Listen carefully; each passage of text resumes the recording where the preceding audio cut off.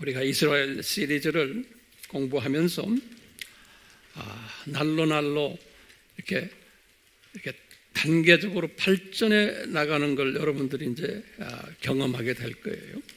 오늘도 지난 시간에서 또 한 단계 발전되는 주님의 가르침의 말씀 속에서 또 많은 것을 우리가 배우는 그러한 시간 되기를 소원합니다. 우리 지난 시간에도 보았지만 이 여호와께서 예수님이 아브라함에게 나타나셔서 약속을 한 게 아니고 언약을 하셨다 그랬어요. 언약. 그래서 그 언약이라는 단어가 제가 이제 원어 책을 들여다보니까 베리드라고 그래요. 베리드. 한국말로 그냥 BERITH 이렇게 쓰면 베리드. 그게 이제 유대말이에요. 베리드. 이제 그것을 영어로는 covenant 그래요. covenant. 우리 다 공부했지만요. 프라미스가 아니에요. 이 베리드라는 단어는 제가 사전에 이렇게 섭렵해 보면은 계약이에요. 법적 계약이에요. 그렇기 때문에 이것을 캔슬할 수가 없어요. 무효화할 수가 없어요. 다 꼭 지켜야 되는, 물릴 수 없이 꼭 지켜야 되는 그러한 약속이 베리드, 언약이에요. 법적인 용어예요. 법적인 용어. 사전에도 그렇게 써 있어요. 이건 법적인 용어다. 약속은 우리가 깰 수가 있어요. 그렇지만 깨지 못하는 그 약속, 그것을 베리드, 커버넌트 그랬어요. 아브라함에게 여호와께서 예수님이 이 베리드를 두 가지 베리드를 주셨어요. 우리가 그동안에 공부한 것을 제가 다시 정리하면서 우리가 오늘 다시 하나하나 그 다음 또 주님의 그 가르침을 배우게 될 텐데 우선 기초적으로요. 제가 칠판에다 이렇게 써놨어요. 여기 보시면 아브라함이 여기 보면은 출생한 것이 2166년에 오늘 제가 여러분들에게 요금 이 도표를 쫙 그려놨는데 이 도표가 굉장히 중요해요. 근데 이 도표를요, 그냥 여러분들은 쉽게 그냥 이렇게 보지만 여기에 이 도표를 만드는데 제가 엄청난 땀을 흘렸어요. 예, 그러니까 이걸 쉽게 받지 마세요. 예. 아브라함 출생이 2166년 우리 다 알죠? 성경 구절 제가 항상 연도하고 성경 구절을 제가 꼭 집어넣어줘요. 여러분들 가르칠 때도 똑같아요. 예. 보시면 이분이 이제 가나안 도착해서 75세에 그러다가 이제 애굽에 내려갔잖아요. 다시 베델로 올라와가지고 헤브론에 정착한 것 우리 다 공부했죠. 요걸 순서대로 외우셔야 돼요. 예, 그림을 지도는 제가 안 그래요. 예. 그러다가 중동 전쟁이 일어났잖아요. 그렇죠? 중동 전쟁이 일어난 후에 그걸 계기로 해서 아브라함이 살렘에 이제 방문 간 거 알죠? 그 살렘은 뭐였던가요? 살렘은 이제 에덴 동산이에요. 중앙 에덴 살렘. 예. 자, 살렘에 가서 누구를 만났어요? 예수님 멜기세덱을 만났죠. 이 그림을 순서대로 쫙 알고 계셔야 돼요. 그러다 다시 헤브론에 이제 와가지고 헤브론에 여기 이게 창세기 15장이에요. 이때부터 요 중동 전쟁은 14장 이야기고요. 예, 그래서 제가 오늘 창세기 12장부터 50장까지를 우리가 한번 쫙 그냥 쉽게 보는 연습할 거예요. 준비됐어요? 예. 자, 이분이 헤브론에 귀환해서부터 15장이에요. 15장부터 예수님이 아브라함에게 아직 이름은 17장에 가서 바뀌었어요. 아브라함은 17장에 가서 아브라함에게 이제 언약을 하시는 거예요. 언약을. 여기 지금 여기 보면 15장 5절에 보면요. 이 두 종류의 언약이 있어요. 이제 아브라함에게 하신 언약을 보면요. 첫째는 복을 주겠다는 언약이에요. 요 복 언약이에요. 그래서 요 복 주겠다는 언약을 언제 하셨냐면 제일 먼저 창세기 12장 2절에서 3절이에요. 요 말씀은 언제 했어요? 이분이 어디 있었을 때예요? 자기 고향 갈대와 우르에 있었을 때, 그렇죠? 이때 이 복은 뭐예요? 내가 너에게 복을 주고 2절에 그 다음에 상단복이죠. 그 다음에 하단복은 너 씨를 통해서 만민이 복을 받으리라. 판타타 에스네. 요 복이에요. 그렇죠? 자, 이렇게 말씀을 하시고는 고향에 있었을 때 지금 여기 헤브론에 딱 도착해가지고 중동 전쟁 끝나고 15장에 들어가서 헤브론에 딱 있는데 예수님이 또 나타나신 거예요. 아브라함한테. 그래가지고 요 말씀을 주니까 15장 5절에 복을, 그러니까 요 복을 창세기 12장 복을 다시 재확인하는 복이에요. 내가 네 씨를 많게 하고 네 씨를 통해서 만민이 복을 받겠다. 복을 받겠다는 복이에요. 그리고는 여기 18장 18절은 뭐냐면요, 아브라함이 그 후에 다시 헤브론을 방문해가지고, 아니 예수님께서 세 사람이 거기에 있었죠. 근데 그 두 사람은 천사였잖아요. 알죠? 그 18장 이야기예요. 무슨 일로 했던가요? 천사 둘은 소돔을 파괴시키기 위해서 내려가서 거기 18장 이야기예요. 그때 예수님이 아브라함에게 그러는 거예요. 네 아들 이제 낳을 텐데 그 아들을 통해서 또 요 만민이 너도 복받고 만민이 복받겠다. 이거 지금 창세기 12장 말씀을 다시 확인하는 거예요. 18장 18절에서. 그리고는 22장은 뭐냐면 이삭을 모리아산에서 바친 후에 똑같이 그 복을 또 말씀하시는 거예요. 그러니까요, 이 복 주겠다는 계약을 몇 번 했어요? 4번을 했어요. 창세기 12장, 15장, 18장, 22장. 그러니까 중요한 일이 있을 때마다 이제 한 번씩 요 복 약속을, 그것도 약속이 아니에요. 언약을 하시는 거예요. 네가 복받고 모든 만민이 너희들을 통해서 복받겠다 하는 이 부분은 우리가 다음에 이제 자세히 또 공부하게 될 거예요. 이 복 말씀을 이렇게 주셨는데, 이 복 말씀을 딱 주시고는 아브라함이 이 말씀을 4번을 받았잖아요. 받는데 예수님께서 아브라함에게만 주신 게 아니고 나중에 이삭에게 또 한 번 줬어요. 똑같은 말씀을. 여기 26장 3절에서 4절에 이삭에게도 똑같은 말씀을, 여기 복의 약속을요. 그 다음에 야곱에게도 또 주셨어요. 여기 보면 28장 1절에서부터 4절에. 그러니까 이 복 언약은 아브라함에게 4번 주시고 또 이삭에게 1번 주시고 그 다음에 누구예요? 야곱에게 1번 주시고. 그러면 황 목사님 성경에 어디 나옵니까? 그럼 뭐라고 그래요? 여기 나와요. 그래야 돼. 여기 나와요. 이걸 다 외우셔야 돼요. 그냥 했습니다가 우리 AMI 공부하는 사람들은 정확해야 돼요. 말씀 속에서 어딥니까? 여기입니다. 이거 딱 가야 돼. 아멘이요?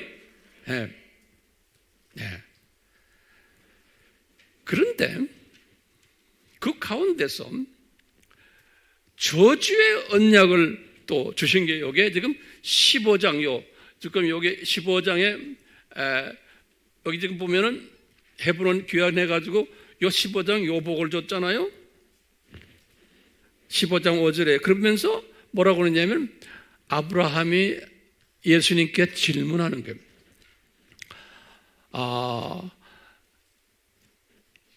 예수님, 이 땅과 이런 복을 나에게 주시려고 그러는데 증거를 좀 대주십시오. 그러는 거예요. 아브라함이. 그러니까 이분이, 예수님이 증거를 어떻게 돼요? 얘야, 재물을 가져와라. 준비해라. 그래서 그 재물들이 뭐였어요? 우리 지난 시간에 공부했어요.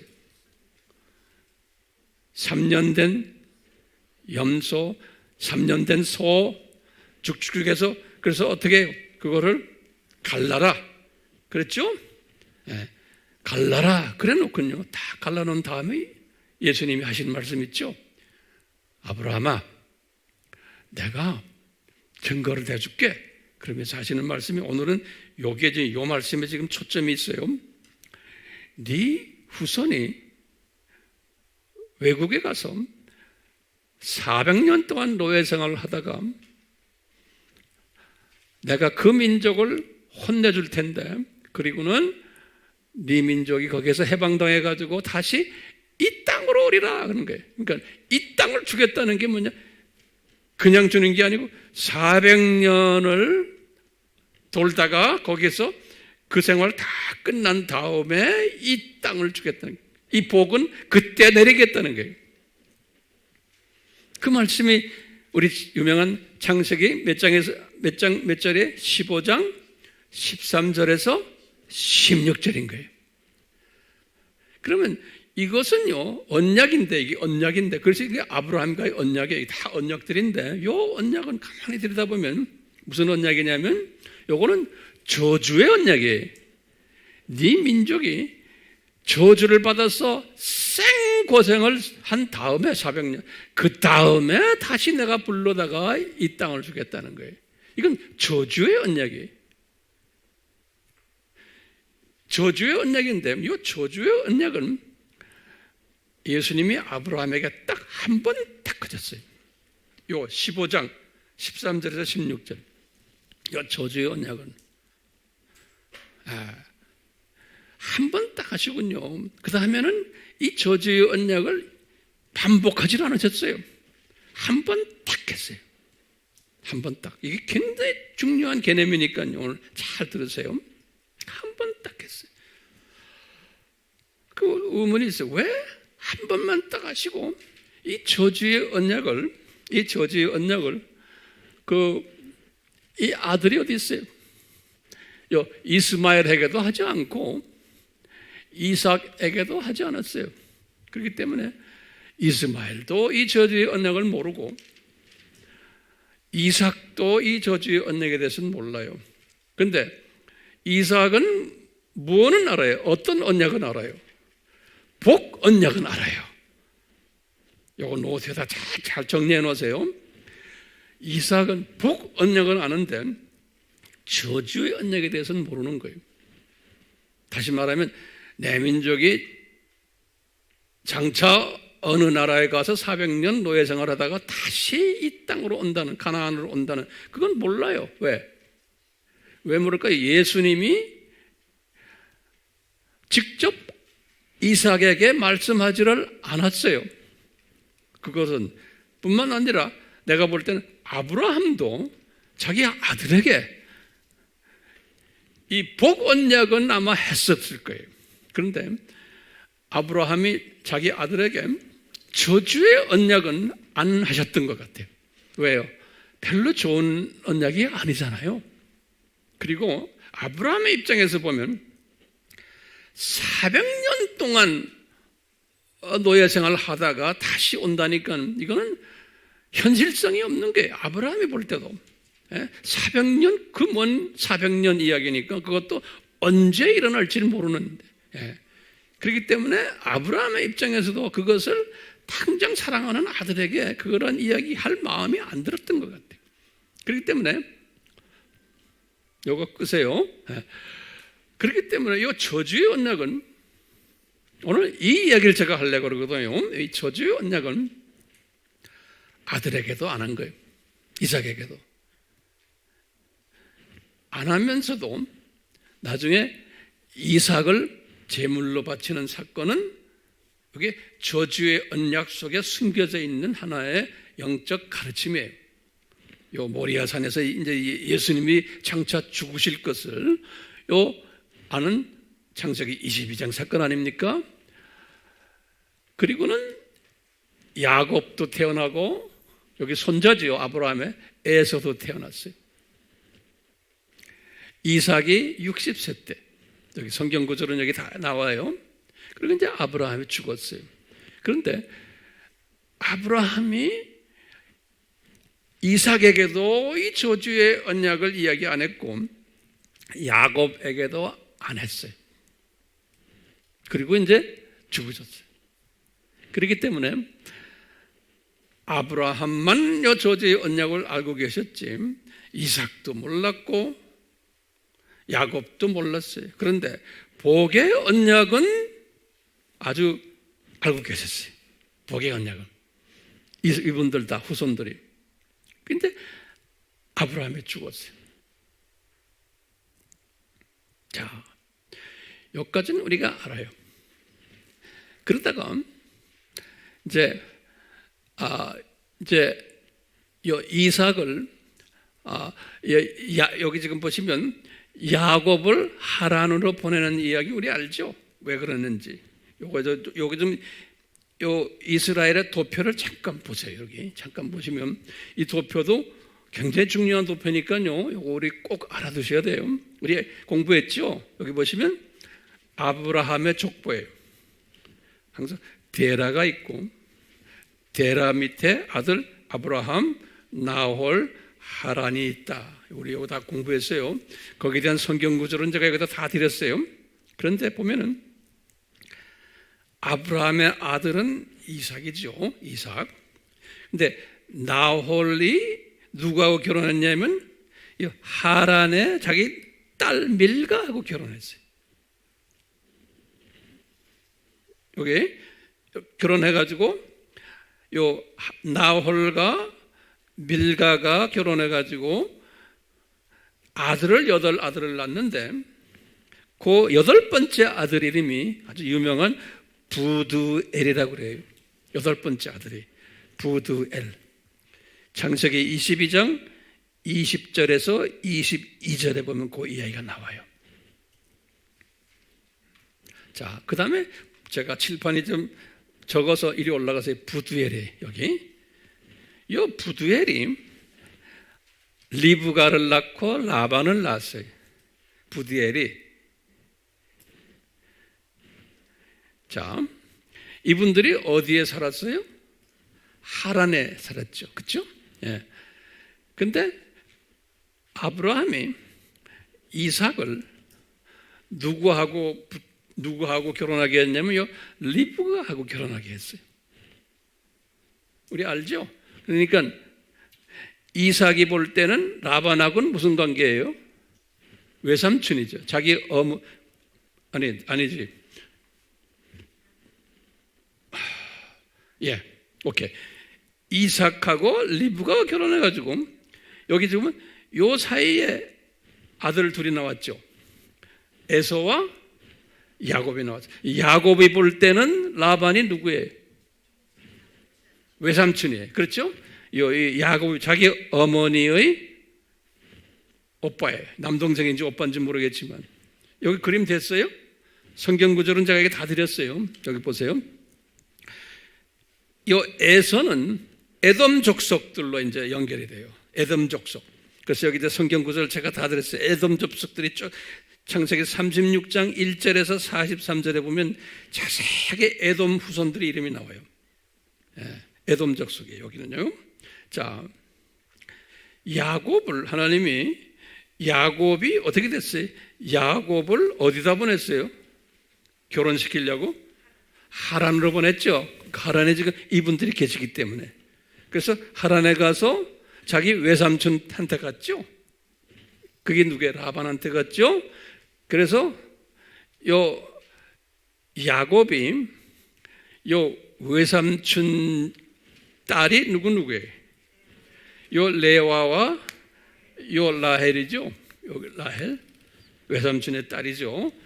근데 요 실바는 누구예요? 요 레아의 몸종이고 요 빌하는 라헬의 몸종이고 이렇게 되죠. 여기 됐어요? 그래가지고 이 야곱이 레와의 사이에서 아이를 제일 많이 낳았어요. 루벤, 시므온, 레위, 유다. 성경 구절은 창세기 29장 32절에서 36절이에요. 됐어요? 그 다음에 나중에 또 아이를 낳았어요. 이사갈 9번째예요. 10번째 스브론, 그 다음에 딸 디나를 낳고 이 여자가 굉장히 아이를 많이 낳았어요. 레아가. 큰 며느리죠. 자, 창세기 30장 17절에서 21절에. 그리고는 실바하고는 7번째 갓, 8번째 아셀을 낳고, 여기 30장 19절에서 13절이에요. 그리고는 빌하하고도 단 5번째, 6번째 납달리. 그리고는 뒤늦게 라헬하고는 11번째 요셉과 12번째 베냐민이. 오늘 지금 우리가 초점은요, 요셉에게 있는 거예요. 요셉에게. 요셉. 하나님이 지금 이 많은 12아들들 중에 지금 요셉을 사용하는 거예요. 나중에 이제 요셉이 또 아들을 둘 낳죠. 요셉이. 므낫세하고 에브라임하고. 저 요셉이요. 그 이야기는 제가 나중에 또 때가 되면 할게요. 자, 이런 가운데 지금 제가 무슨 이야기 하려고 그러냐면, 저 복의 약속을 아브라함이 이스마엘에게도 안 했고 이삭에게도 안 했고 했어요, 안 했어요? 했죠. 복의 약속 다 이스마엘에게는 안 했지만 이삭에게도 했고 야곱에게도 했어요. 복의 약속을. 그런데 요 저주의 약속은 했어요, 안 했어요? 안 했어요. 저주의 약속은 안 했어요. 근데 이 저주의 약속이 이루어져야 돼요? 안 이루어져야 돼요? 이거 반드시 이루어져야 되는 거예요. 왜요? 이것은 약속이 아니고 뭐예요? 이거는 커버넌트이기 때문에 그래요. 자, 제가 이제 중요한 말씀을 좀 지금부터 좀 시작하려고 그러는데요. 자, 요셉이죠, 요셉. 요셉이 여기 출생한 게 여기 나와요. 우리 다 알다시피 요셉이 애굽으로 팔려간 이야기 알죠? 그러니까 요셉이 애굽으로 팔려가는 저 사건이 뭐예요? 카이로스 사건이 뭐예요? 저 저주 언약이 이제 시작되는 사건이에요.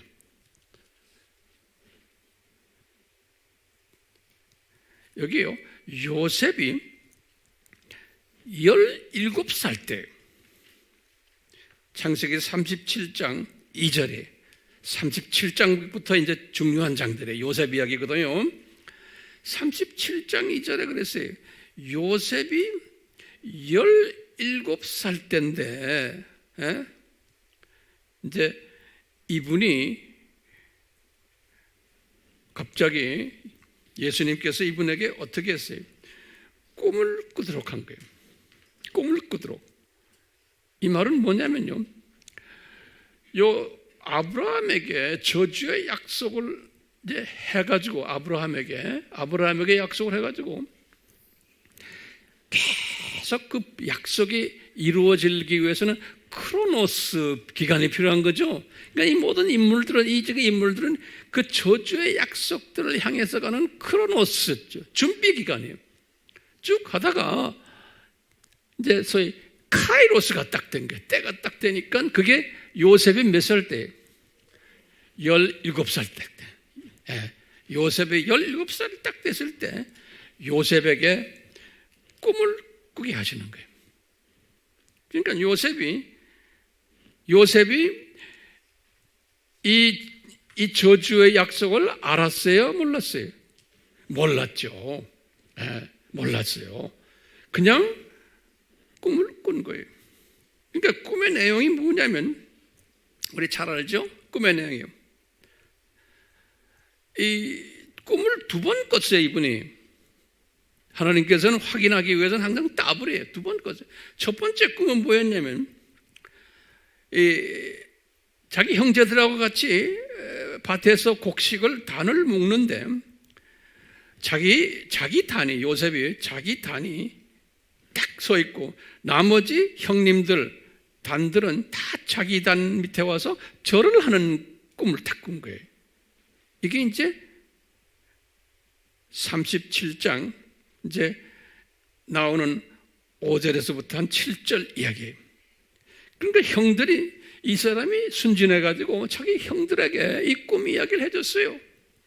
그러니까 형들이 뭐라 그러냐면, 야 이놈아, 네가 왕 되려 그러느냐? 그러는 거예요. 이런 반응을 해요.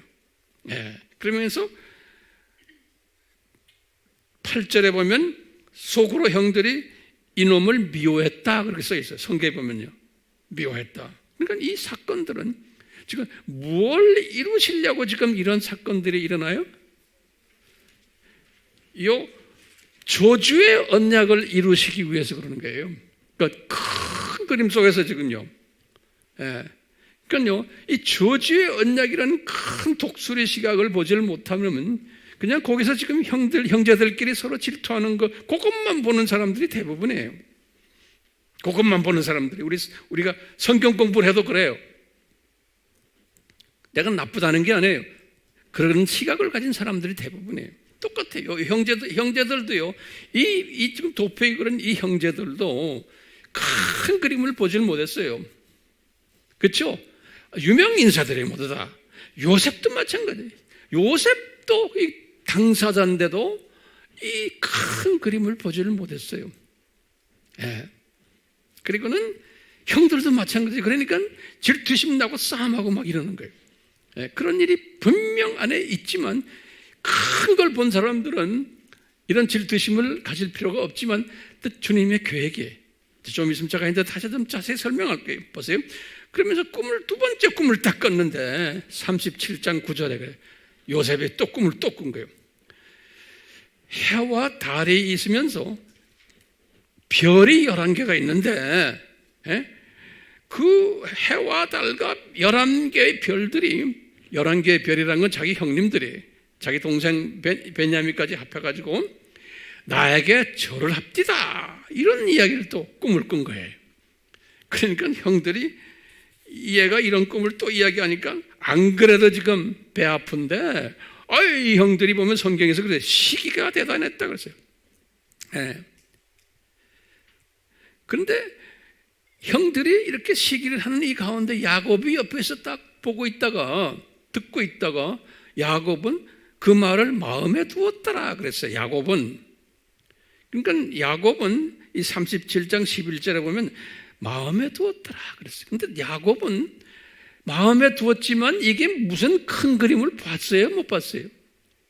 지금 이 사건 때문에 무슨 일이 일어나요? 이 사건 때문에 이 요셉이 애굽으로 팔려가고 거기에서 총리 대신 되고 나중에 모든 식구들이 다 내려가고 그리고는 나중에 그 200만 명이 돼갖고 전부 다 노예 생활하고 이런 거를 알았겠어요?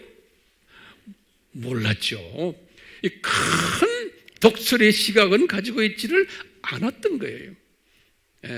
이 야곱도 그냥 마음속에 있었기만 했지. 그리고 있는데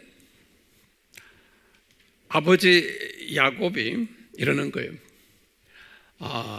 요셉아, 네 형들이 이분들이 부엘세바 쪽에 이렇게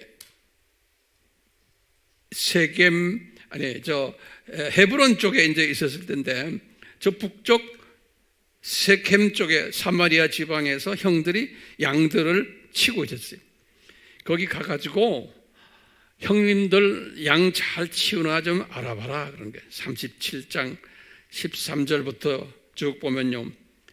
그래서 이제 헤브론에 있다가 자기 아버지와 같이 있다가 막내니까 그냥 데리고 있은 거예요. 형들은 다 올라가서 일하고 잘 지나가서 가서 봐라 그러니까 알겠어요. 그리고 이제 세겜이 어딘지 알죠? 사마리아 지방까지 올라간 거예요. 올라가는데 형들이 쫙 보니까 지 동생이 오는 거예요. 오니까 안 그래도 그냥 미운 게 많았는데 저놈이 아버지 사랑을 혼자 받고 이때는 막내 베냐민은 없었을 때예요. 베냐민은 나중에 베들레헴에서 태어났어요. 나중에. 자, 형들이 저놈을 우리가 에? 죽여버리자라는 생각을 가졌다 그랬어요. 37장 18절에 보면. 예? 그 형들이 그러는 거예요. 예. 그래서 하는데 어떤 이야기를 하냐면 저놈을 구덩이에다 집어 던져가지고 악한 짐승이 와서 그냥 먹도록 그냥 죽여버리자 이런 생각들을 자기네끼리 한 거예요. 저 지금 동생은 걸어오고 있는데 예. 그러니까 큰형 루벤이, 여기 지금 루벤이에요. 이 사람이 아주 그래도 이 형제 중에 제일 마음 넓은 사람이에요. 큰 아들이 다르긴 달라요. 성서에 보면 그랬어요. 이 루벤이 그러는 거예요. 얘들아, 루벤이 얘 죽이지 말고 우리가 그냥 구덩이에만 그냥 던져버리자. 구덩이에만. 그러는 거예요. 그래서 살려서 아버지에게 보내야지 쟤를 죽이면 어떡하느냐. 그러고 지금 서로가 대화하고 있는데 저 멀리서 이스마엘 족속들이 나타나는 거예요. 저 멀리서. 요 이스마엘 족속들이 여기 누구예요? 요 이스마엘. 이스마엘의 후손들이 저 멀리에서 나타나는 게 다 하나님의 디자인이에요. 이 이스마엘 족속들이 오는데 그들이 약대 위에다가 향품과 휴양과 모략을 싣고 오는 거예요. 근데 예수님의 죽으심을 상징하는 거다. 우리 누구예요? 동방박사 세 사람도 이걸 가지고 예수님한테 왔잖아요. 똑같은 이야기들. 이분들이 지금 약대에다가 이 향품과 유향과 몰약을 싣고 오는데 어디를 가냐? 애굽으로 내려가는 사람들이. 그때 루벤은 없었는데 거기에 유다가, 그러니까 요 네 번째 아들, 유다가 이제 예수님의 조상이죠. 유다 네 번째 아들이 유다가 형제들에게 제안하는 거예요. 우리가 저 구덩이에다가 넣고 죽이지 말고 저 이스마엘 사람들에게 팔아버리자. 그러는 거예요. 그러니까 예수님이 다 들여다보고 있죠. 요 유다는 예수님의 조상이죠. 그렇죠? 그러니까 예수님의 십자가와 다 관계되는 거예요. 유다가 팔아버리자 그래. 그런데 요 이스마엘 사람들을 성서에서는 또 미디안 사람들이라 그랬어요. 미디안 사람들. 똑같은 표현을 해요. 이스마엘 후손들인데 미디안 피도 섞여 있는 명이. 그래서 미디안 장사꾼들이라 그랬어요. 이분들에게 은 20개를 주고 20냥을 주고는 팔아버렸어요. 이분들에게. 그러니까요, 지금요, 저주의 언약이 실현되기 위해서 지금 이런 드라마가 지금 일어나고 있는 거예요. 이런 드라마가. 그럼 내가 질문을 딱 던질게요. 왜? 이게 굉장히 중요한 질문이에요. 왜 아브라함에게 우리 예수님이 이 저주의 드라마를 하도록 하셨나? 왜 이 저주의 드라마가 뭡니까? 이방에 가서 400년 동안 노예 생활하다가 다시 돌아오는. 왜 이것을 하셨나? 그러면 여러분들 이거 꼭 알아두세요. 제가 깨달은 거예요.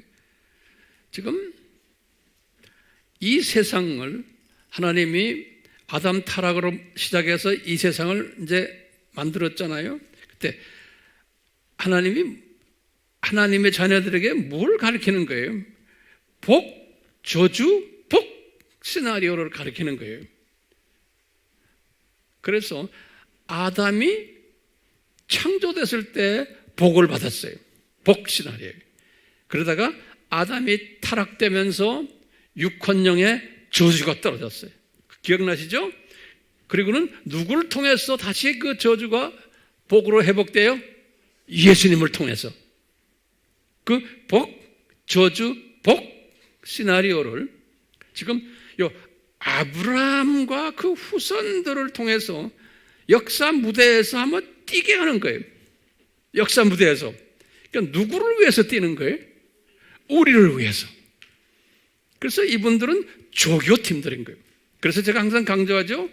조교팀, 복, 저주, 복, 이 시나리오를 역사 속에서 뛰게 하는 거예요.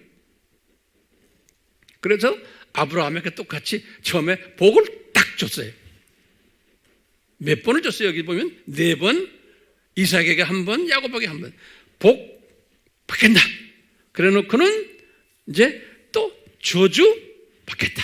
지금 우리가 지금 이 시간에는 저주 받는 이야기. 그러다가 애굽에 내려가서 400년 동안 노예 생활을 하는 게 다 그 저주죠. 그렇죠? 저주 다 때가 돼서 모세를 불러다가 뭘 해요? 6월절 어린 양 사건을 디자인하셔가지고 다시 복을 받는, 해방당하는 그 시나리오인 거예요. 그러니까 유대인들이 뭐예요? 조교 그룹들인 거예요. 지금 우리가 지금 이 시나리오에 맞춰서 지금 이 형제 자매들을 다 사용하시는 거예요. 지금 요셉이 거기에 키 멤버예요. 요셉이. 그래서 이제 요셉을 어디에다가 팔았어요? 누구에게 팔았어요? 미디안 사람들. 그 사람들을 이스마엘 족속들이라고요. 이 장사꾼들이. 그러니까 이분들도 거기에 다 이게 지금 조교 그룹으로 다 낀 사람들이에요. 네. 이스마엘 후손들도. 그래가지고 이분들이 애굽에 내려가가지고 누구한테 팔았어요? 시위대장 보디발 집에 판 거예요. 요셉을. 그래서 바로의 시위대장 보디발 37장 36절에 딱 그랬어요. 그러면서 39장으로 가서 뭐라고 그러냐면 39장 2절에 그때 여호와께서 요셉과 함께 계셨다. 그 말을 딱 써놨어요. 그러니까 이것이 완전한 디자인 속에서 하는 거예요. 그래서 이 요셉이 아주 복을 많이 받아가지고 요셉 때문에 이 보디발 집이 복을 받았다 그랬어요. 성경에 보면 39장에 보면 그 이야기 나와요. 그래서 이 보디발 집에서 요셉이 가정 총무까지 된 거예요. 그러니까 집안의 모든 재산을 다루고 집안의 모든 사건들을 다루는 집안 책임자가 된 거예요. 그렇게까지 이제 진급을 한 거예요. 그렇기 때문에 우리가요, 이 큰 그림을 보지를 않을 때는 어떻게 하냐면, 봐라, 우리가 요셉처럼 되자. 요셉처럼 기도 많이 하고, 착한 사람이면 이렇게 복 받는다? 그런 이야기 해야 안 해요? 그게 나빠요? 나쁜 게 아니에요. 왜? 이 큰 그림을 독수리 시각을 가지지 못한 사람은 그 정도로 보게끔 돼 있어요. 이게 무슨 시각이에요? 이거는 그냥 두더지 레벨의 시각이에요. 두더지라는 게 나쁜 의미가 아니에요. 그냥 내 가까이 주변만 보는 시각이에요. 그냥 일어나는 주변의 이 사건들만 보는 거예요. 이 큰 그림, 예수님이 지금 가지고 있는 큰 그림은 보지를 못하는 거예요. 요셉도 못 봤어요. 이스마엘 족속들도 못 봤어요. 그 아버지 야곱도 아들 잊어버렸다고 통곡하고 울기만 하지 이 큰 그림을 보지를 못했어요. 봤어요? 못 봤어요. 그러니까 통곡하고 우는 거예요. 이제 아들 잊어버렸다고. 그런 가운데 보디발의 마누라가 유혹하는 장면 나오죠. 예. 그 유혹 때문에 우리가 그러죠. 봐라, 하나님의 복을 받으려면 요셉처럼 여자의 유혹에서도 이겨내야 되고, 그런 거 이겼기 때문에 하나님이 복을 주셨다, 그분에게. 이런 식으로 이야기하는 거예요. 그것도 맞는 말이에요. 그렇지만 거기에서 끝나는 게 아니에요. 이 여자가 유혹하는 것도 다 하나님의 이 큰 그림 속에서 보면 뜻 안에서 그런 짓을 하도록 한 거 아니에요? 왜요? 요셉이 어디를 들어가요? 이것 때문에 감옥에 들어가잖아요. 감옥에 들어가야 되거든요. 39장 20절에 보면. 그래서 감옥에서도 거기 보면 성경이 그랬어요. 옥에서도 여호와께서 함께 했다 그랬어요. 네. 이분을 그렇게 착하게 만들어 놓은 거예요. 다 큰 그림을 그리기 위해서. 네. 그럴 때 하나님께서 이 보디발의 두 장관들, 두 관원장들을 감옥에 집어넣는 사건이 나오는 거예요. 40장부터 시작해요. 네. 술 맡은 자와 떡 굽는 책임자들이에요. 이분들이 뭘 잘못했는지 감옥에 들어가서 요셉하고 같이 있게 된 거예요. 하나님의 뜻이죠. 이렇게 만남의 뜻이 있는 거예요. 큰 그림을 그려서 성취하기 위해서 이분들이 이렇게 해서 감옥에 들어오도록 다 주님이 이끄신 거예요. 네. 이제 우리가 이런 걸 묵상하면서 우리의 삶 속에서도 마찬가지예요. 내가 지금 살고 있는데 이런 일 저런 일 지금 일어나고 있잖아요. 다 하나님의 여러분들을 저나 큰 그림 속에서 어떻게 사용하시려고 하는 하나님의 계획이 계시잖아요. 그러면 그 계획을 이루시기 위해서 이런 좋은 일, 안 좋은 일, 뭐 이런 가슴 아프 이런 일을 막 시키시는 거예요. 경험하도록 하면서 전진케 하시는 게 가게. 네. 그런데 이 두 사람이 꿈을 꾸죠. 이 지금 술 맡은 자와 떡 굽는 자가 꿈을 꾸는데 이분들이 꿈을 꾸고는 얼굴빛이 근심으로 꽉 차 있었다 그러는 거예요. 40장 5절에 그런 말 써 있어요. 그래서 이제 이렇게 보니까 요셉이 물어보는 왜 당신들 이렇게 얼굴이 그렇습니까? 하니까 우리가 꿈을 꾸는데 이게 꿈을 해석할 사람이 없다는 거예요. 주님이 성령님이 이렇게 인도하신 거예요. 그러니까 요셉이 그런 게 용감하게 내가 해석해 줄게 그러는 거예요. 예. 그래서 꿈 이야기 좀 해봐라. 그래서 이제 해보니까 술 맡은 관원장이 꿈을 요셉에게 설명하는 거예요. 뭐냐 그러면 내가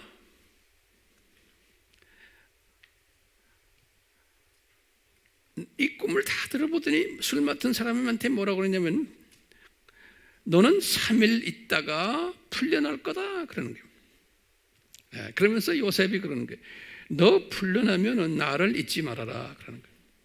네 꿈 내용을 내가 보니까 그 다음에 이것이 이제 술 맡은 관원의 꿈인데 좋은 꿈이에요. 그것을 좋게 해석한 넌 3일 있다가 너는 자세한 이야기는 성경을 들여다보세요. 그리고는 이제 이 떡 굽는 관원장의 꿈을 딱 보니까 너는 3일 있다가 네 꿈을 해석해 보니까 목 잘려서 참수당할 거다 이런 꿈을 꾼 거예요. 네. 이렇게 해서 세월이 흘렀어요. 나중에 참수당했죠. 그리고는 2년이 흘러갔어요. 41장부터 시작해요. 창세기. 그리고 이제 지금 술 맡은 관원장은 다시 회복돼 가지고 가서 이제 높은 관리 역할을 지금 하고 있는 거예요. 그 다음에 떡 굽는 사람은 이미 참수당해서 없어져 버리고 그리고 2년이 지나갔어요. 다시 말하면 술 맡은 관원장이 이제 바로 밑에서 열심히 일하는 거예요. 그리고 2년이 됐는데 성경은 2년 됐다 그랬어요. 만 2년 됐는데 그 당시에 바로왕이 또 꿈을 꾼 거예요. 바로왕이 다 꿈을 꾸는데 하나님의 퍼펙트 디자인 속에서 지금 꿈을 꾸는 거예요. 뭐냐면 이분이 꿈을 두 번을 꾸는 거예요. 다시 이 바로왕이. 첫 번째 꿈은 뭐냐면요, 바로왕이 살찐 7마리의 암소가 있고 그 다음에 아주 야윈 다 죽어가는 파리파리한 야윈 7마리의 암소가 이렇게 있는데, 요 야윈 암소가 살찐 암소를 그냥 잡아먹다라는 거예요. 여기 첫 번째 꿈이에요. 야윈 암소가. 그 다음에 또 이어서 두 번째 꿈을 꾸는데 뭐냐면요, 누가 지금 꿈꾸는 거예요? 바로왕이. 또 꿈꾸는데 뭐냐면, 줄기가 하나 있는데 거기에 잎이 무성한데, 거기에 무성하면서 7개의 이삭이 있는데, 이런 무성한 7개의 이삭이 있는 줄기와 또 그 반대로 피리피리한 완전히 쫙 마른 7개의 이삭, 이 두 가지의 7개의 이삭이 있는데, 이 마른 7개의 이삭이 갑자기 이 무성한 7개의 이삭을 삼켜버리더라는 거예요. 이런 꿈을 딱 꾼 거예요. 그러니까 살도 안 찐 형편없는 암소가 살찐 암소 잡아먹고, 지금 이렇게 또 이삭도 그렇고, 바로가 이 꿈을 꿔가지고 번민했다 그랬어요. 바로도 지금 하나님의 큰 지금 저주 언약 속에 지금 다 들어있는 분들 아니에요? 예수님이 지금 퍼펙트 디자인 속에서 움직이는 거예요. 자, 이렇게 하는데, 바로 왕이 애굽에 있는 술객들과 점쟁이들과 박사들을 불러다가 해석을 해봐라 그러니까 해석하는 사람 하나도 없는 거예요. 못하도록 다 만들어 놓은 거예요, 주님께서요. 누구를 들어 쓰시려고? 요셉을 들어 쓰시려고요. 그래가지고 2년 전에 이 요셉에게 신세를 지은 술 맡은 관원장이 요셉을 추천하는 거예요. 이분 꿈 해석 잘하는 분이다. 내가 2년 전에 경험했습니다. 그래서 이제 요셉이 등장하는 장면이에요. 그래서 요셉이 바로 왕에게 걱정하지 마십시오. 내가 해석해 줄게요. 그러는 거예요. 그래서 그 유명한 해석이죠. 당신 왕국에, 이 애굽 왕국만이 아니고 이 중동 지역에 7년 동안 풍년이 먼저 일어날 거죠. 풍년. 그 다음에 그 후에 7년 동안 흉년이 일어날 것입니다. 그러는 거예요. 그렇기 때문에 왕이요, 지혜 있는 정부 지도자들을 세워가지고 이 흉년이 아니고 풍년 기간에 이 곡식을 잘 쌓아놔서 흉년을 준비하게끔 하십시오. 그러는 거예요. 이것이 우리 요셉의 제안이, 바로가 거기에 감동받아가지고 요셉을 총리로 이제 임명하는 장면, 우리 다 아는 이야기. 총리로 임명했어요. 41장 41절에. 자, 이건 그동안에 또 크로노스가 쭉 오다가 지금 요 총리로 임명되는 이때가 뭐겠어요? 또 카이로스에 온 거예요. 지금 저 저주 언약을 이루기 위한 또 카이로스에 온 거예요. 항상 이런 때가 있는 거예요. 우리 삶에서도. 자, 그래서 이때가 요셉이 몇 살이었냐면 30세였다. 그렇게 딱 나와요. 예수님도 30세 공생을 시작했잖아요. 이 요셉도 예수님의 하나의 표상이에요. 창세기 41장 46절에 그랬어요. 그래서 이분이 총리를 하면서 풍년이 왔는데 그 풍년 동안 곡간을 가득 채웠어요. 곡간을 가득 채우고 굉장히 해피한 삶을 살 때 흉년이 오기 전인데 풍년 기간에 이 요셉이 결혼하는 거예요. 41장 50절에서 52절에 그 이야기가 있어요. 온 제사장이요. 온 제사장 보디베라의 딸 아스낫이라는 여자하고 결혼을 해요. 요셉이. 그래가지고 거기에 큰아들 므낫셋을 낳고 둘째 아들 에브라임을 낳는 거예요. 므낫셋과 에브라임을. 자, 41장 50절에서 52절에 이런 일이 일어나면서 이제 계획대로 그 중동 지역에 흉년이 일어난 거예요. 그래가지고 모든 사람들이 다 애굽에 와서 곡식을 얻으려고 줄을 쳐서 장사진을 하면서 애굽을 방문하는 사건이 일어난 거예요. 그때 우리 잘 아는 이제 42장부터 이야기, 42장부터 창세기 요셉의 형이 몇 명이에요? 10명이에요. 지금 베냐민은 빼고 요셉의 형 10명이 곡식 구하러 애굽으로 도착하는 장면이 42장 3절이에요. 이 베냐민은 아버지 야곱하고 같이 집에 있고요. 지금 헤브론이에요. 헤브론. 형들이 요셉 앞에 와가지고 크게 엎드려서 절했다 그랬어요. 42장 8절에 보면요. 근데 요셉이 딱 보니까 자기 형들이에요. 요셉은 알았다 그랬어요. 그런데 형들은 몰랐다 그랬어요. 그러면서 요셉이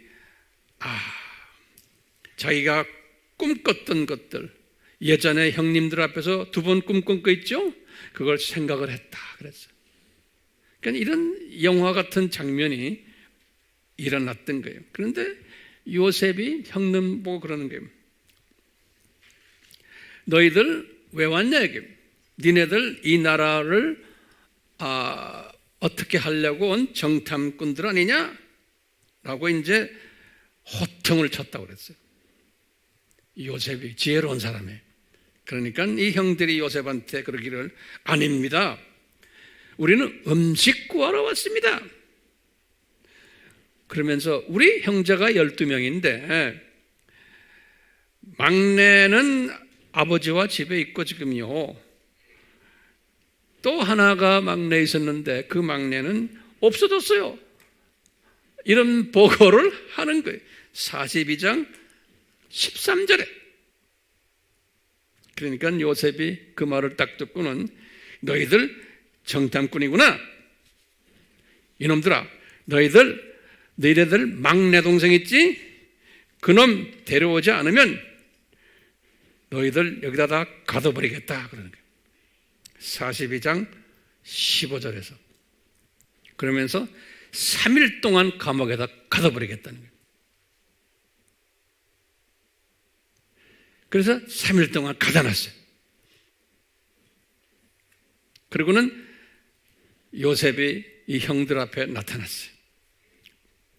그러면서 뭐라고 그러냐면 요셉이 나는 그러면서요 하나님을 경외하는 자다 이런 말을 했어요. 42장 18절에 나는 하나님을 경외하는 자다 이런 말을 했어요. 기가 막힌 말을 하는 거예요. 그러면서 너의 형제 중에 한 사람을 지금 10명 왔잖아요. 한 사람을 옥에다가 내가 갇혀두고 나머지 9명들아 너희들은 내가 곡식을 줄 테니까 다시 그 곡식 가지고 집에 가라. 그래서 막내 동생하고 아버지랑 가서 나눠서 먹어라 그러는 거예요.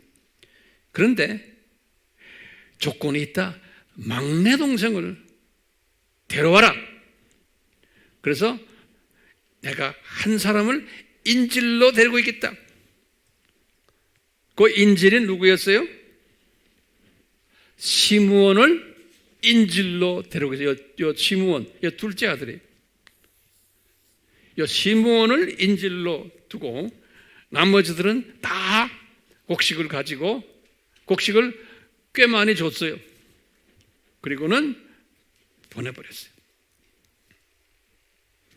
그래서 이제 헤브론에 도착해서 아버지 야곱에게 보고를 하는 거예요. 이분들이 아버지, 그 애굽의 그 총리 대신이 이렇게 우리에게 융숭하게 대접을 하고는 막내를 데리고 오라고 합니다. 그러니까 42장 36절에 보면은 이 야곱의 그 걱정을 표현한 게 있어요. 야곱이 그랬어요.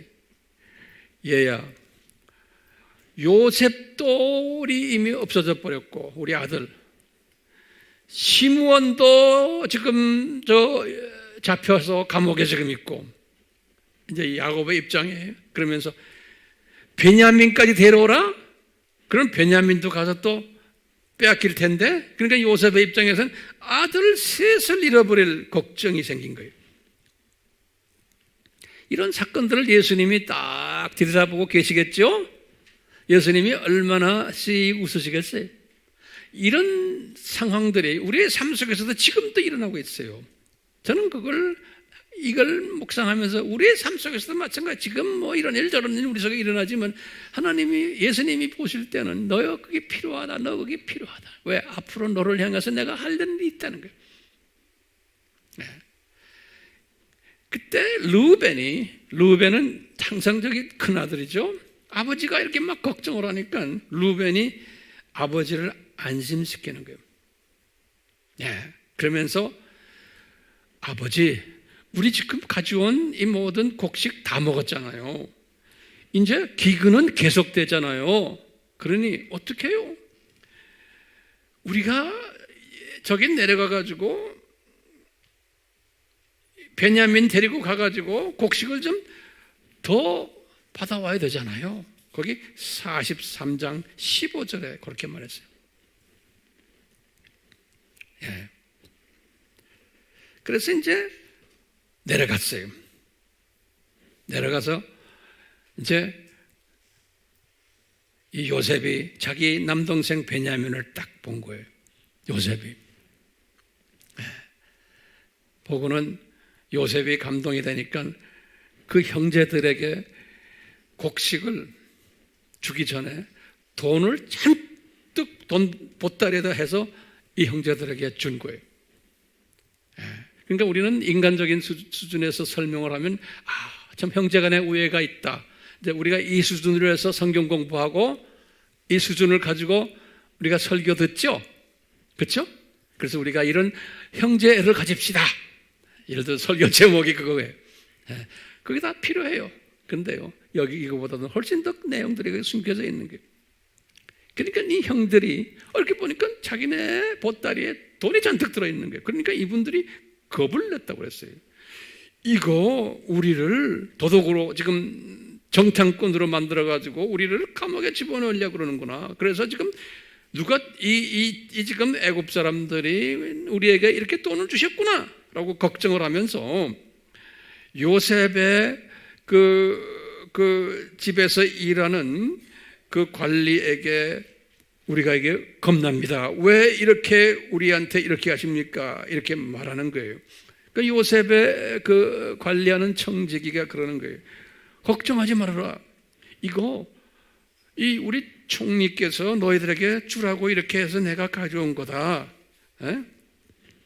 그러면서 총리께서 뭐라고 그러냐면 지금 인질로 잡은 시므온도 감옥에서 나오라고 그래서 지금 나왔습니다.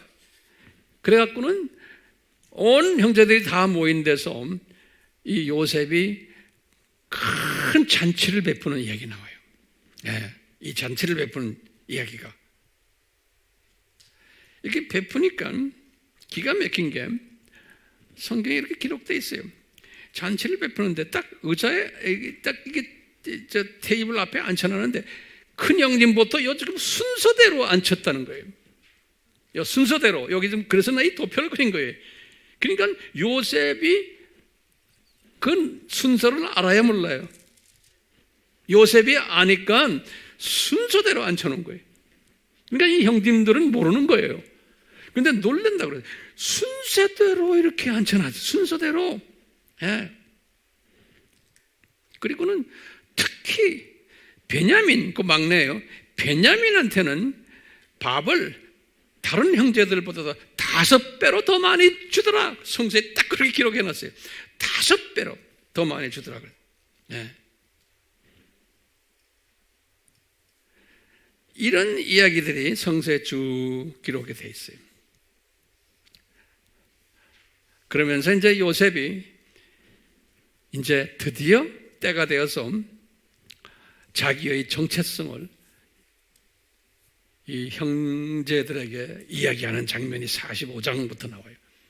뭐냐면, 여보세요, 나는 당신들의 아우 요셉입니다. 그러는 거예요. 45장에 이제 시작하는 거예요. 당신들이 나를 팔았죠? 애굽으로? 걱정하지 마세요. 한탄하지 마세요. 45장 1절부터 그래요.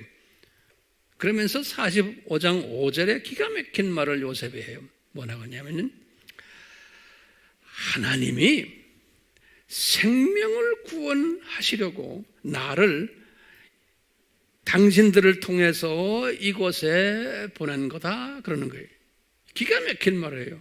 도대체 생명을 구원한다, 이게 무슨 뜻인가요? 그러면서 계속 이런 말이에요. 나를 이곳에 보낸 것이 당신들이 아니요 하나님이라는 거예요. 그러니까요, 지금 이 형제들은 어떤 시각을 가지고서 지금 삶을 살고 있어요? 형제들은 두더지 시각을 가지고서, 다시 말하면 매일매일 일어나는 사건들 가지고서 거기에서 헤매는 하나님의 자녀들이에요. 예. 그런데 요셉만은 어떤 사람이에요? 한 단계 약간 올라가서 참새 시각을 부여했던 것 같아요. 요셉한테는. 예. 독수리 시각은 뭐예요?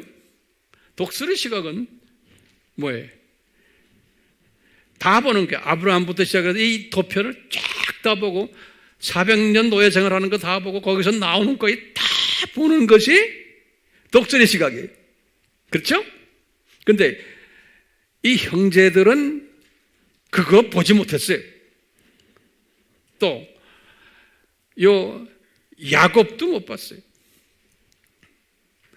이삭은 뭐 옛날 사람이고, 그 다음에 지금 이 형제들도 다 못 봤는데, 그 중에 요셉 하나만은 그래도 약간 점프해가지고, 내가 지금 이 애굽에 있는 것이 하나님이 나를 보내서 내가 온 거지, 너희들 잘못 없다는 거예요.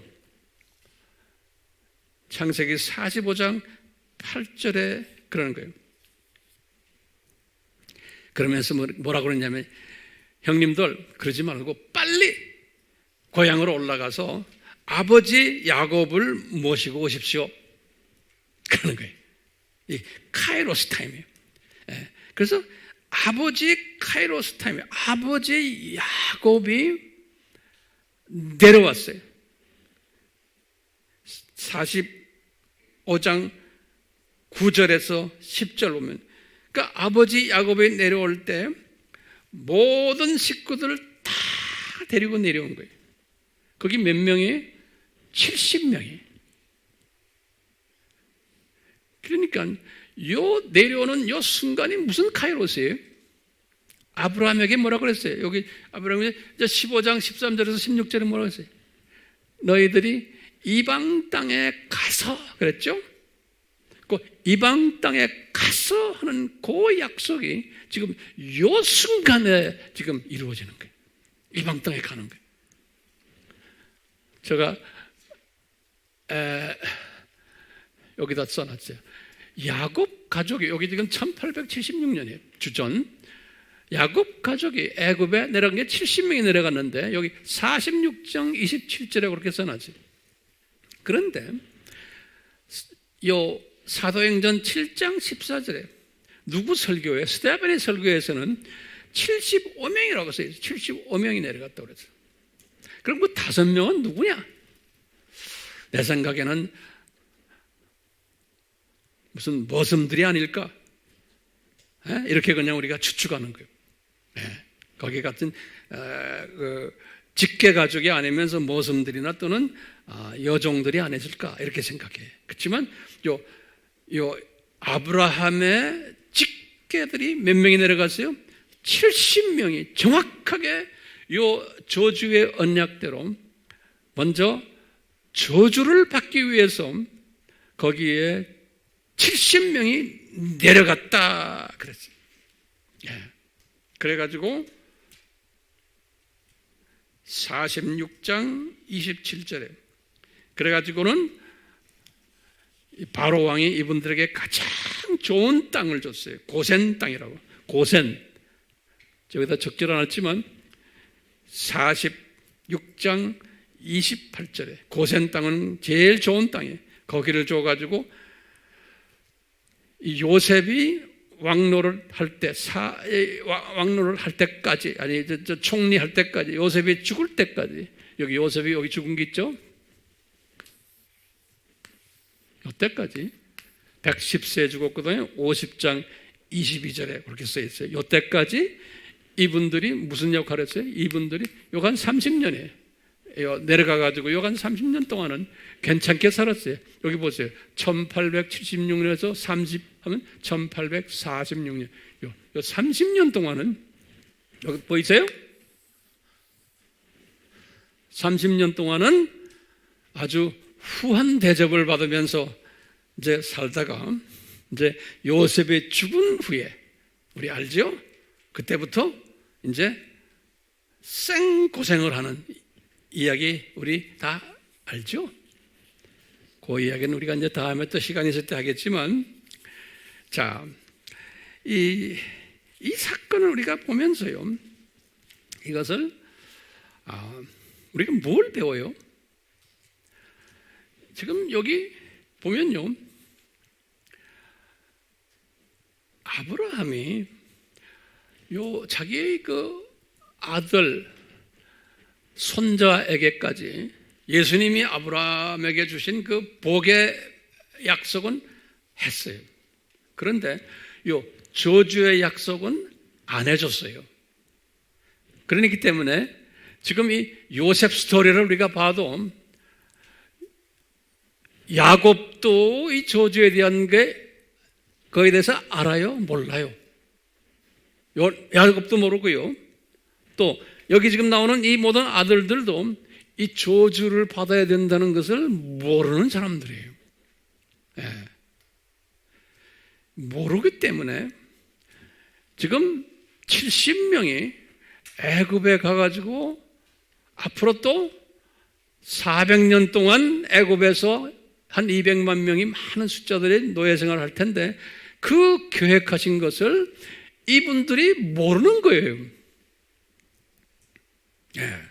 이 큰 그림을 모르기 때문에 그냥 자기 앞에 닥친 사건들만 해결하려고 계속 그냥 바쁘게 지낸 이야기가 그 문제 해결하기 위해서 지낸 이야기가 지금 내가 쭉 설명한 이야기예요. 그렇죠? 성경 이야기가요, 큰 그림, 독수리 시각을 가지고서 예수님은 보시지만 그 안에 하나님의 자녀들, 무대에서 뛰는 사람들은, 대부분의 사람들은 무슨 시각을 가지고 뛰게끔 디자인하셨냐면 두더지 시각을 가지고서 하루하루 삶에 바쁘게 그냥 만들어 놓은 거예요. 네. 지금 이분들도 이분들은 그래도 유명 인사들만 뽑아낸 거예요. 네. 나중에 70명이 더 자라가지고 많은 사람들이 나타났잖아요. 이제 유대인들, 하나님의 자녀들이요. 제가 이게 결론적으로 무슨 말씀을 드리고 싶은 거면, 이런 그 하나님의 예수님의 그 방법이 오늘날 우리에게도 적용이 되는 거예요. 오늘날 우리에게도 항상 하나님의 말씀을 보시면 지금 여기 아브라함에게 주실 때 요 저주의 약속은 아브라함부터 시작을 해서 몇 년 후에 일어나는 이 저주의 약속의 클라이막스가 뭐예요? 이 저주의 약속의 클라이막스가 오늘까지는 뭐냐? 70명이 애굽에 내려가는 거예요. 그렇죠? 클라이막스가. 나중에 이제 우리가 계속해서 나오겠지만 당분간 클라이막스, 다시 말하면 쭉 저주의 약속을 하셔가지고 크로노스 기간을 쫙 있다가 카이로스 때가 언제예요? 70명이 애굽으로 내려가는 사건이에요. 그 내려가게 하기 위해서 온갖 사건들이 일어났어요. 기근까지 일어나고 별난 이야기, 지금 내가 설명한 그런 얘기들, 그걸 이루기 위해서. 근데 여기까지 이 70명이 내려가는 이 사건에 대해서 아브라함이 알았어요? 알았어요? 듣기만 했지 아브라함도 구체적으로는 몰랐던 것 같아요. 네. 그렇기 때문에 아브라함이 분명히 확신을 가졌으면 아들 이삭에게 이 사건을 분명히 가르쳐주고, 그런 사건이 있을 거다. 이삭이 또 받아가지고 야곱에게 분명히 가르쳤을 거고, 이런 일이 있을 거다. 또 야곱은 이 12 자기 아들들에게 분명히 가르쳤을 거예요. 만약에 이것이 교육이 됐다면. 그런데 성서에서 보면 주님께서는 교육을 안 시키게 하셨어요. 기가 막히죠? 에? 자, 이걸 이제 마지막 결론에 우리 잘 보세요. 오늘날에 70명 저 내려가는 저 사건은 오늘날로 우리 뭘로 우리가 한번 비교를 해요? 저는 이것을요, 예수님의 재림으로 한번 보는 거예요. 예를 들어서 예수님의 재림 사건으로 보는 거예요. 그대로 딱 맞지는 않지만 우리의 삶 속에서 큰 일이 하나 일어나는 게 뭐냐면, 이분들의 이 사건 속에서 큰 일이 일어난 게 뭐예요? 70명 내려가는 사건이에요. 지금 여기까지요. 똑같이 오늘날 우리에게도 큰 일이 앞으로 우리에게 있을 게 뭐예요? 예수님의 재림 사건이에요. 그런데 이 원칙에 예수님의 재림이라는 카이로스 타임인, 재림 후에 또 무슨 일들이 많이 일어나지만 그것까지만 딱 볼 때 오늘날 하나님의 자녀들이 이 재림 사건을 보는 시각이 세 가지 시각이 있어요. 어떤 하나님의 자녀들이 이 이스라엘 사람들이 연극 무대에서 뛴 것을 가지고 우리가 배우는 거예요. 이 하나님의 자녀들이 연극 무대 뛴 거 어떻게 뛰었느냐? 똑같아요. 우리가 오늘날 보면 대부분의 하나님의 자녀들이 오늘날 어떤 자녀들이냐면 예수님의 재림이에요. 예수님의 재림에 대해서 배우지도 않고 누가 가르치지도 않고 재림 전에 일어날 산고들에 대해서 이야기를 안 해주는 거예요. 여기 똑같이 아브라함이 저 70명 내려가는 저 사건을 이야기를 안 해준 거예요. 이삭도 몰랐고 다 몰랐어요. 그러면서 하나님의 자녀들의 역할을 다 한 거예요. 예. 이런 사람들도 오늘날 대부분이에요. 우리가 교회 다니지만 예수님의 재림에 대해서 구체적으로 아는 사람 많지 않아요. 대부분이 무슨 시각이에요? 두더지 시각을 가지고서 그냥 사는 거예요. 하나님의 디자인이에요.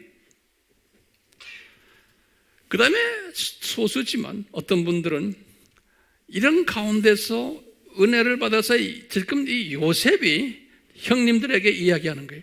내가 여기 온 것이 이게 니네들 잘못이 아니다. 하나님이 나를 여기다 보냈다. 이분은 지금 무슨 시각을 가진 거예요? 참새 시각을 가진 거예요. 조금 올라떠가지고 본 거예요. 예.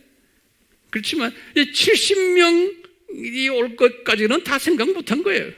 그리고 이것이 증자 할아버지의 이미 받은 메시지를 성취하기 위해서 지금 이거 한다라고 요셉은 몰랐어요. 예.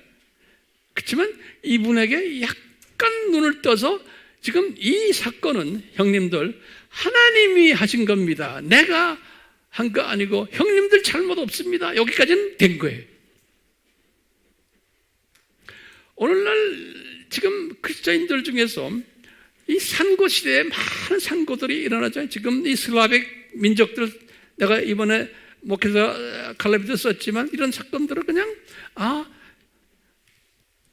이런 일 약간 올려봐서 이게 지금 마지막 때 사건 중에 하나겠구나, 이 정도지 구체적으로는 모르는 거예요. 그런 기독교인들도 꽤 많은 거예요. 요셉 같은 수준. 우리가 지금 이 공부하는 목적이 뭐예요? 요셉 수준에서 좀 더 벗어나가지고 더 발전해가지고. 근데 우리가 이제 다음 시간에 공부하겠지만 모세는 어땠어요? 모세는 알았어요? 이 아브라함에게 하신 그 저주의 언약을 모세가 알았어요? 모세도 몰랐어요. 그렇듯이 이렇게 아브라함도 이 큰 그림을 속으로는 어느 정도 그렸지만 자세히 몰랐다고 저는 보고 있어요. 아브라함도 그냥 듣기만 했지. 이렇듯이 이 독수리 시각을 가지고 오늘날 우리는 지금 오늘날은 저 시대보다 훨씬 더 우리가 은혜 받은 사람들인 게, 우리는 예수님이 미리 다 말씀하신 예수님의 재림 전에 이런 일들이 일어날 거라는 것을, 이런 산고 일어날 것을 구체적으로 우리에게 가르쳐 줬잖아요. 그런데도 대부분의 하나님의 자녀들은 이분들처럼 그냥 이 세상 일에 바쁘게만 돼 있는 거예요. 두더지 시각 가진 사람들이 준비 안 하는 거예요.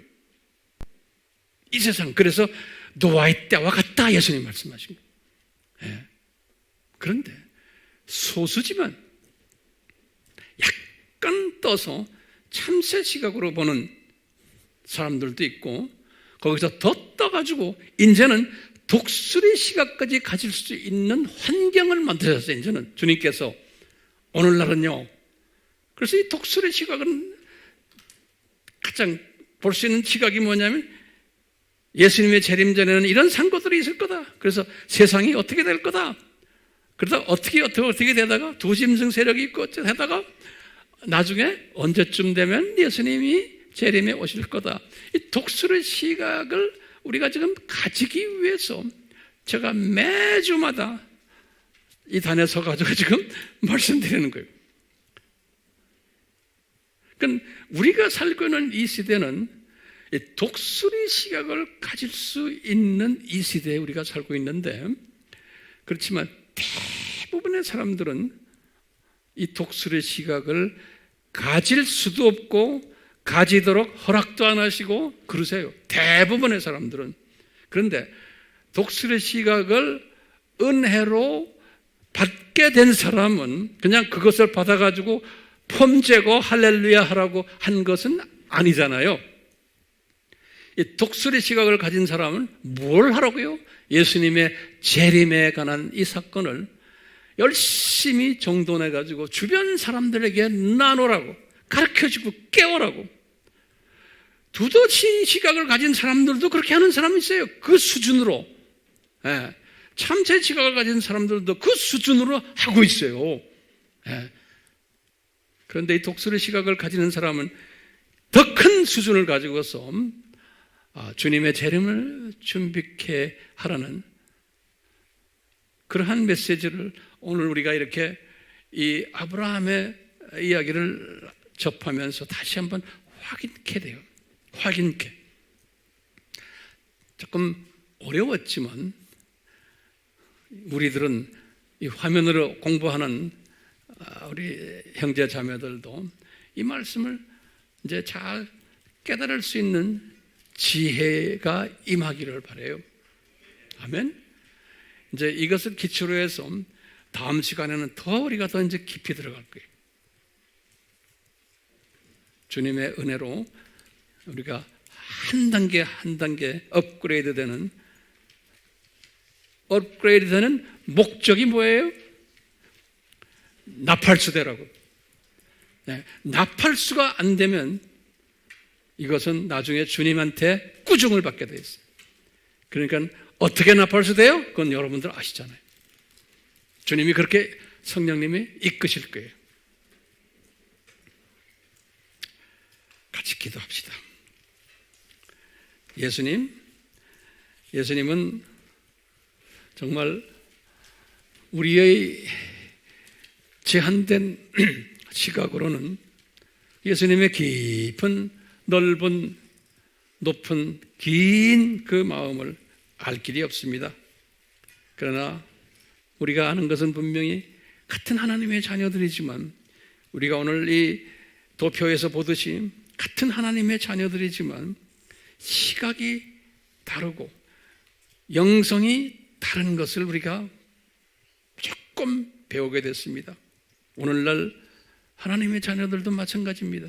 같은 하나님의 자녀들이지만 영성이 다른 것을, 시각이 다른 것을 우리가 인정하고 모든 사람을 그 그릇 사이즈에 맞게, 분량에 맞게 우리가 그냥 잘 사랑해주며 이끌어주는 지혜로운 자들 되도록 만들어주시고, 그러려면 우리가 예수님, 우리가 진정 사모하는 그 예수님으로 가득 차도록, 그러면 예수님의 마음으로 가득 찰 수 있습니다. 주여, 이 은혜를 우리에게 베풀어 주시옵소서. 예수님의 이름으로 기도드리옵나이다. 아멘.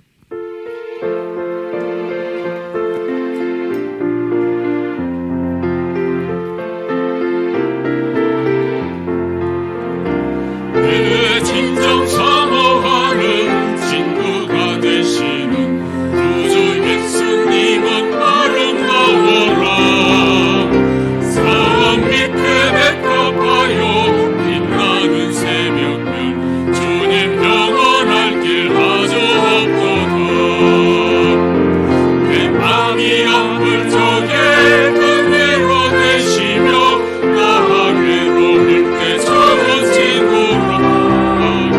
주는 저 산 밑에 내가 빛나는 새벽별 이 땅 위에 매일 것이 없도다.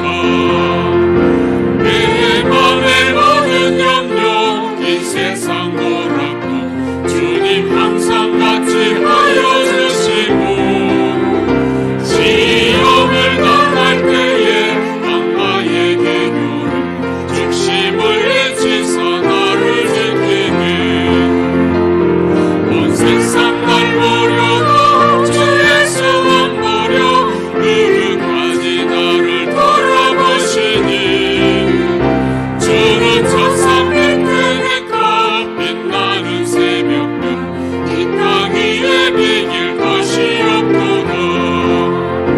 내 맘을 다하여서 주님을 따르면 길이 나를 사랑하리니, 물보는 어렵 잡고 장봉도가 없네. 주는 높은 산성 내 방패시라. 내 영혼 모든 신을 내가 내버리고 나 친히 주를 뵙기 원하네. 주는 저 산 밑에 내가 빛나는 새벽별 이 땅 위에 매길 것이 없도다. 우리가 이 사건을 딱 보면서 많은 메시지들이 있지만 한마디 제가 드리고 싶은 메시지가 뭐냐면, 이 형들은 이 두더지 시각을 가졌기 때문에 항상 이게 나중에 형들이 야곱도 마찬가지였어요. 걱정을 하고 우리가 죽으면 어떡하나, 정탐꾼으로 오해받고, 또 나중에 이제 요셉이 아니다, 너희들이 잘못이 아니고 하나님이 나를 보냈다라고 했는데도 이분들은 그 소화를 못했을 것 같아요. 그렇기 때문에 이 형님들의 시각 레벨하고 이 요셉의 시각 레벨이 같았어요? 달랐어요. 우리가 최소한 이 요셉의 시각 레벨까지만 올라가도 좋을 것 같아. 그러면 이 세상 걱정을 내가 밟고 지나갈 수가 있어요. 그렇죠? 독수리 시각까지 가면은 그건 말도 못하고요. 거기까지는 가지 않더라도 요셉 레벨로 조금만 점프하기를 바라요. 그래서 지금 오늘도 이 말씀 우리가 서로가 나누는 거예요. 삼위 하나님, 우리에게 이 요셉의 시각 최소한 가질 수 있도록 은혜 베풀어 주시옵소서. 예수님의 이름으로 축원하옵나이다. 아멘.